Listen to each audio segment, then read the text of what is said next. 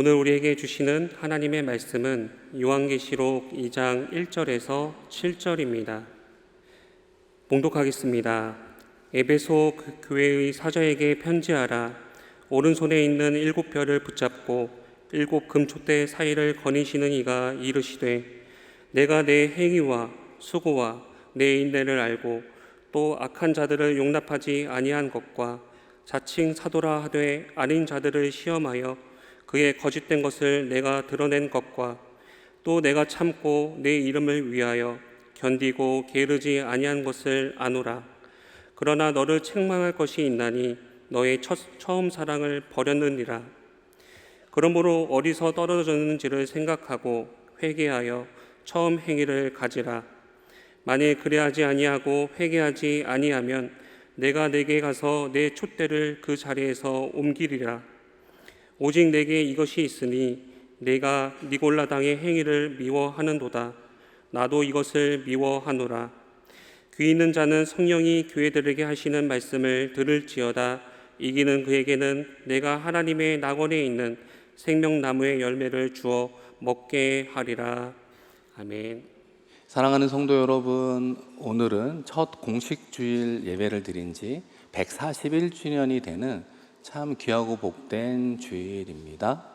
1885년 6월 21일, 그러니까 오늘로부터 만 141년 전에 알렌 선교사와 5분의 알렌 선교사를 비롯하여 이 5분의 선교사님들이 모여서 주일 저녁 8시에 첫 공식 주일 예배를 드렸습니다.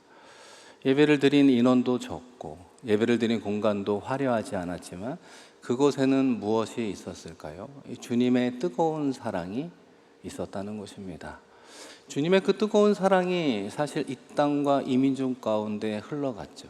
조선이라는 땅과 조선의 백성들을 사랑하시어 우리 주님께서 선교사들을 보내셨고 그 선교사들을 중심으로 주일 예배를 드렸다는 것입니다. 그로부터 141년이 지난 지금 한국교회는 6만여 한국교회가 매주일 하나님을 예배합니다. 남대문 교회도 그 역사와 함께 오늘 이 시간 하나님께 예배하는 놀라운 역사적인 날을 보내고 있습니다. 그런데 이 귀한 예배를 드리는 오늘 이 시간 저 여러분에게 묻고 싶은 질문 하나가 있습니다. 이 141년이라고 하는 놀라운 역사와 전통을 기억하는 우리는 주님의 사랑을 품고 예배하고 있는가? 우리의 삶의 자리에서 주님을 만났던 감격과 감사함으로 살아가고 있는가? 사실 이 질문은 오늘 본문에 등장하는 에베소 교회를 향한 주님의 질문임을 보게 됩니다. 이 사랑하는 성도 여러분, 에베소 교회는 누가 창립하게 되었을까요? 이 AD 52년경에 사도 바울이 에베소 교회를 개척하게 되었습니다. 요즘 말로 이야기하면 1대 목사가 되었고요. 그리고 2대 목사는 그의 영적 아들 디모데가 목회를 했습니다. 그리고 3번째 목회는 누가 했는가? 이 사도 요한이라고 하는 귀한 분이 목회를 했죠. 그러니까 에베소 교회는 참 귀한 영적 거장들이 목회했구나 엿볼 수 있다는 것입니다. 그런 에베소 교회를 향해서 주님께서 3가지의 칭찬과 1가지의 책망으로 말씀을 허락해 주고 있다는 것입니다. 먼저 3가지 칭찬인데요. 여러분 계시록 2장 2절과 3절을 다 같이 읽겠습니다.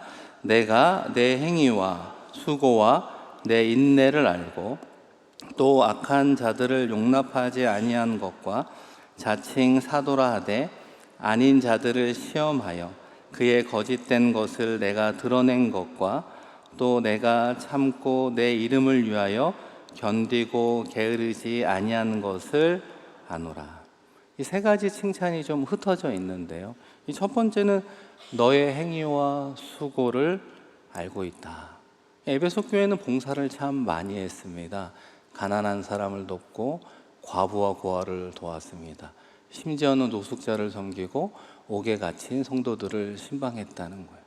이 노숙자 한 분을 섬긴다는 거 쉽지 않다는 것 우리는 잘 알고 있습니다. 주님이 칭찬해 주었어요.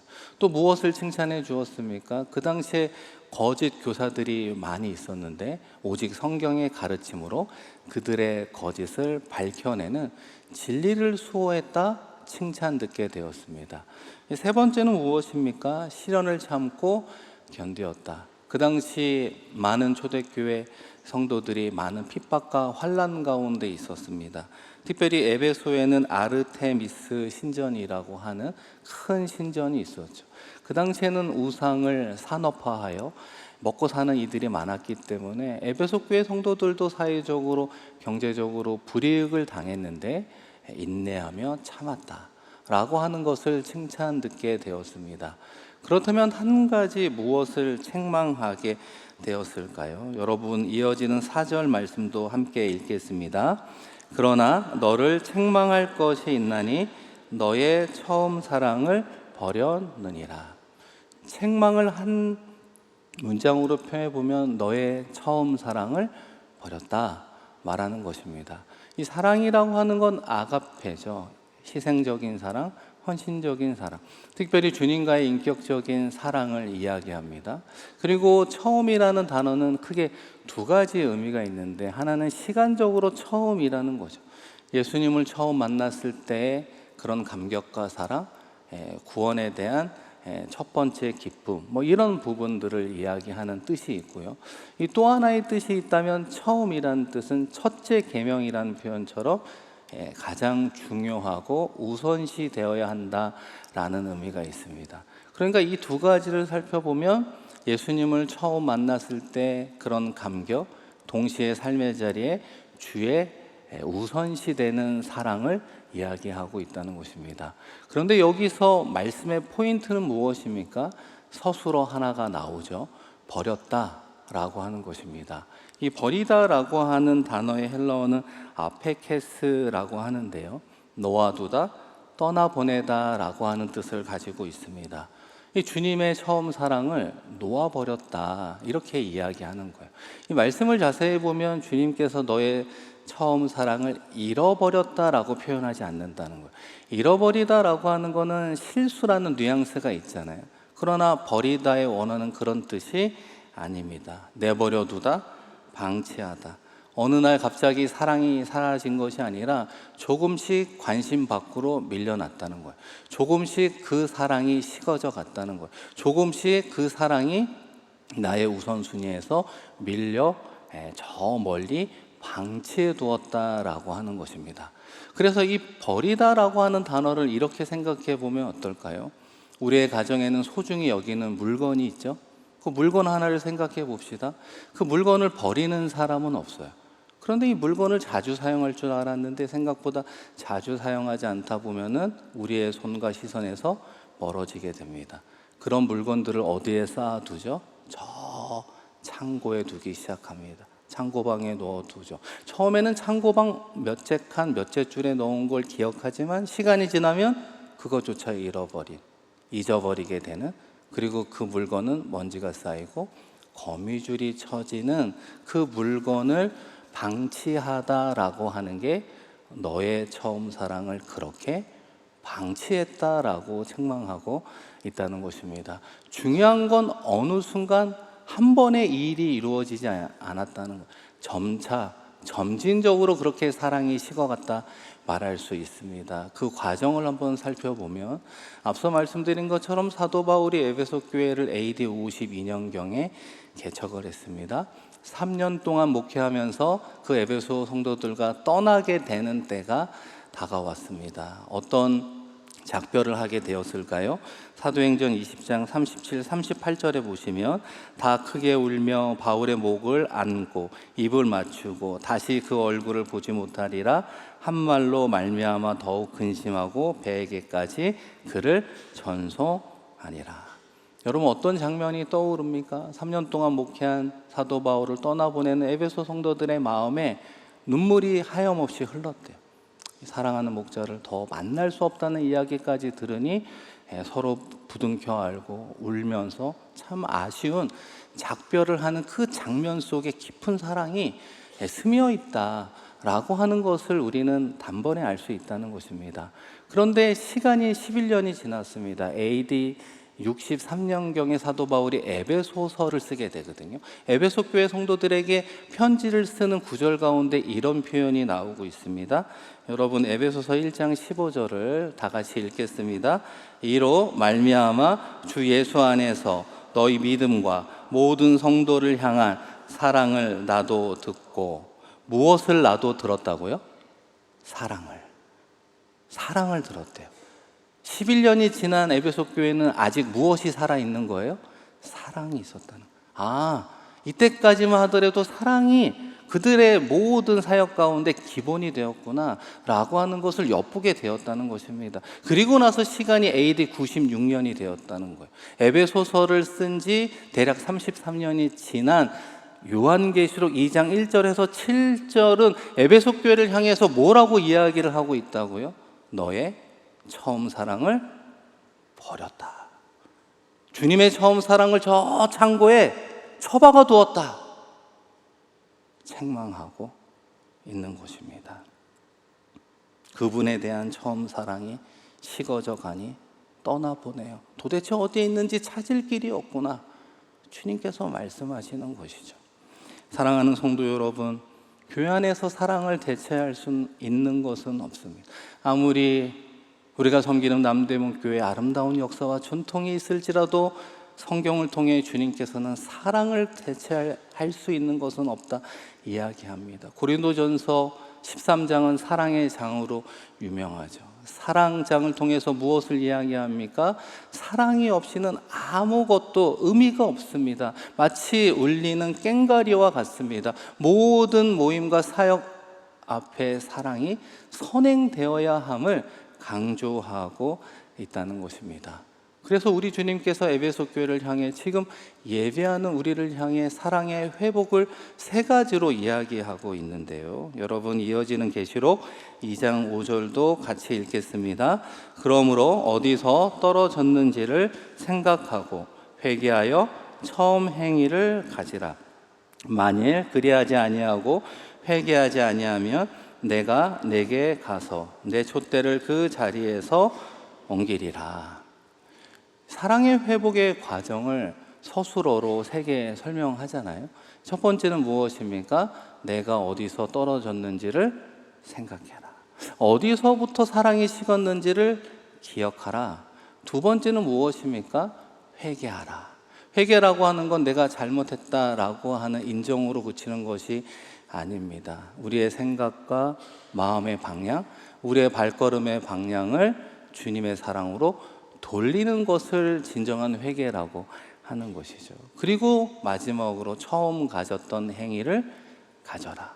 처음 예수님을 만났을 때, 우리에게 구원을 베풀어 주었을 때의 그 감격과 감사함으로 예배하고 말씀을 보고 기도하며 교제하는 처음 행위를 가지라. 이렇게 권면하고 있다는 것입니다. 이 사랑하는 성도 여러분, 저는 이렇게 생각하라, 회개하라, 그리고 처음 행위를 가지라 라고 하는 계시록 말씀의 권면을 들을 때마다 떠오르는 한 인물이 있습니다.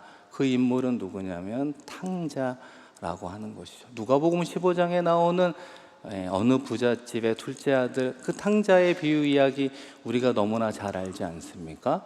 아버지가 돌아가시기 전에 유산을 나에게 주십시오. 당돌하게 그 유산을 요구하고 그것을 받아 도시에서 가서 생활을 합니다. 허랑방탕하게 유흥에 그 많은 돈을 쓰고 흉년이 찾아오자 많은 친구들은 떠났습니다. 그가 먹고 살기 위해서 돼지를 치는 거죠. 유대인들이 하지 않는 일 중에 하나가 돼지 치는 일인데, 그런 일까지 하면서 돼지가 먹는 취업 열매를 먹게 되는 그 순간 그가 어떻게 됩니까? 아버지께로 돌아가는 그 과정을 보여주고 있다는 것입니다. 여러분, 누가복음 15장 17절에 보시면 이에 스스로 돌이켜 정신을 차렸다는 거예요. 이래서는 안 되는구나, 내가 이렇게 살면 안 되는구나 생각했다는 거예요. 아버지를 기억했다는 것입니다. 그리고 나서 이어지는 그의 행동을 어떻게 표현합니까? 두 번째로 탕자는 회개하게 되었다는 것. 누가복음 15장 18절에 보시면 내가 하늘과 아버지께 죄를 지었사오니, 나의 잘못을 인정하죠. 그리고 그 아버지에게 아들이 아니라 품꾼으로라도 사용해 주십시오. 진정으로 회개하면 그 마음은 더 아버지에게로 다가가는 그의 진정한 회개의 모습을 보게 된다는 것입니다. 그리고 아버지를 향해서 걸어갈 때 어떤 일이 발생하게 됩니까? 여러분, 이어지는 누가복음 15장 20절은 다 같이 읽겠습니다. 이에 일어나서 아버지께로 돌아가니라. 아직도 거리가 먼데 아버지가 그를 보고 측은히 여겨 달려가 목을 안고 입을 맞추니.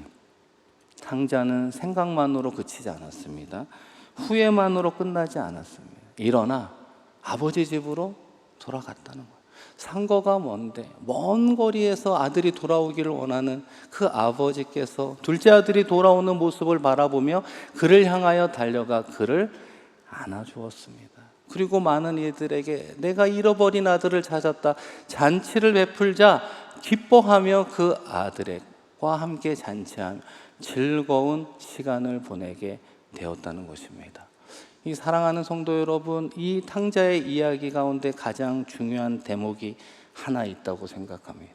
그것은 그가 돼지를 치며 주염열매를 먹고 있는 자신을 정확하게 보았다는 것입니다. 자신의 비참한 모습을 정확하게 깨달았다는 것입니다. 이 둘째 아들이 영적으로 무엇을 보여주고 있습니까? 영적으로 가난한 존재라는 것을 깨달을 때 비로소 진정한 회복의 첫걸음은 일어난다는 거예요. 내가 하나님 앞에 어떤 존재인가를 명확하게 깨닫는 사람만이 하나님을 향한 회복의 첫걸음이 이루어진다는 것입니다. 그러나 본문 속 에베소 교회는 어떤 교회입니까? 아시아의 어머니 교회라는 칭호를 들었습니다. 수많은 수고와 인내와 헌신에 대한 칭찬을 들었습니다. 그가 보여준 수많은 열심 가운데 그러나 그들은 주님을 사랑하고 있지 못하다는 것을 전혀 알지 못했다는 거예요. 그게 문제라는 것입니다. 여러분, 남대문 교회는 어떠합니까? 첫 공식 주일 예배를 드린 지 141년을 기억하는 교회라고 하는 것이죠. 하나님이 베푸신 영적인 은혜가 있습니다. 하나님께서 허락하신 놀라운 영적인 풍요로움이 있는 교회라고 말할 수 있습니다. 그러나 역사와 전통이 우리 남대문 교회의 영적 상태를 보장하는 것은 아니라는 거예요. 주님께서 남대문 교회를 바라보시는 실상의 모습은 다를 수 있다는 것입니다. 역사와 전통이 우리의 신앙의 건강을 보장하는 것이 아니라는 거예요.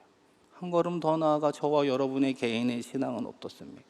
목회자로 살아가고 직분이 있고 봉사자로 살아가고 주일 예배를 지키는 이 모습이 자연스럽게 주님에 대한 처음 사랑을 유지하고 있다 말할 수 없지 않습니까?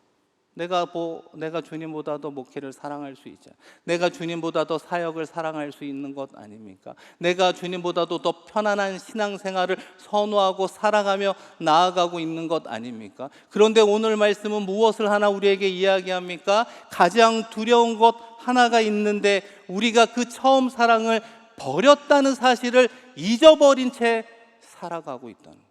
저 창고에 처박아 놓았다는 것을 모른 채 살아가는 신앙인이 우리의 모습일 수 있다는 것입니다. 그걸 깨닫지 못하면, 그것을 기억하지 못하면, 그 원인을 찾지 못하면 우리는 결코 주님을 향한 회복의 첫걸음을 내딜 수 없다는 것입니다. 그래서 주님은 어디서 떨어졌는지를 생각하라, 찾아보아라, 기억하라 말씀하는 거예요. 우리가 너무나 잘 아는 마더 테레사와 관련한 유명한 일화 하나가 있습니다. 이 마더 테레사가 어느 날 잠을 자다 꿈에 주님을 만나게 되었습니다. 얼마나 사모하는 주님입니까? 너무나 반갑게 주님을 만났습니다. 그런데 꿈속에서 주님이 테레사를 향해서 이런 말을 반복하는 것입니다. 테레사야, 내가 목마르다. 내가 목마르다. 주님이 목이 마르시는구나. 그래서 그 테레사는 물을 한 컵 떠다 드렸습니다. 그런데 주님이 그 물을 마시지 않은 채 여전히 테레사를 바라보면서 내가 목마르다. 이렇게 이야기하는 거. 그러니까 테레사가 어떻게 해야 될지 몰라 잠시 멈춰 있다가 주님을 향해서 질문 하나를 던지게 되었습니다. 주님, 무엇에 목이 마르십니까? 주님이 뭐라고 대답했을까요? 테레사야, 내가 너의 사랑에 목마르다. 너의 사랑에 목마르다. 그리고 잠을 깨웠다는 것입니다. 여러분, 마더 테레사가 어떤 사람입니까? 인도의 고아 아이들의 어머니 아닙니까? 고아뿐만 아니라 가난한 자, 연약한 사람들을 위해서 평생 희생하고 봉사하며 살아갔던 그런 믿음의 여인 아닙니까? 그런데 그 믿음의 여인 테레사를 향하여 주님이 원하는 건 한 가지라는 거예요. 내가 너의 사랑에 목이 마르다. 너의 사랑에 목이 마르다. 여러분, 왜 그렇게 이야기하셨을까요? 주님은 우리의 봉사보다도 우리 자신을 원하기 때문입니다. 우리가 무언가 가시적인 업적을 세우는 것보다 우리의 사랑을 갈망하고 있기 때문입니다. 아무리 많은 일을 해도 사랑이 없으면 우리 주님은 만족할 수 없기 때문 아닐까요? 이 일을 겪고 난 이후에 테레사가 한 가지 행동을 하게 됩니다. 그가 섬기는 예배당 벽면에 글자 하나를 새기게 되는데요.